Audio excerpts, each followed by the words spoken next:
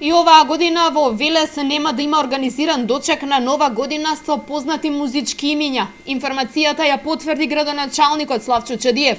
Причината за ваквата одлука вели е слабиот интерес помеѓу граѓаните, но и високите цени за настап кои ги бараат естрадните уметници.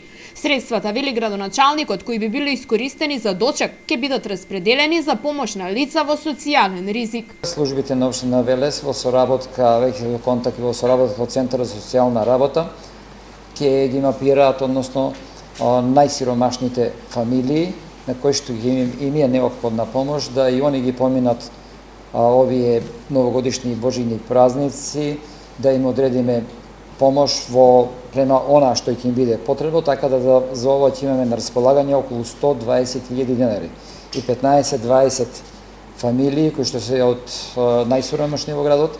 Ќе се потрудиме да им обезбедиме пакети, ќе се потрудиме да им обезбедиме средства за онаа намена за која што нив ќе им биде потребна. Дали ќе биде тоа во пакети со храна, дали ќе има потреба од огрев. Изборот на семејства ќе го направи Центарот за социјални грижи. За нив е отворена и можноста за прибирање на донации, велат од општина Велес. Годинава нема да бидат доделени ниту награди за најдобро украсените дворови и објекти. И изминатите неколку години општината не организираше дочек на Нова година.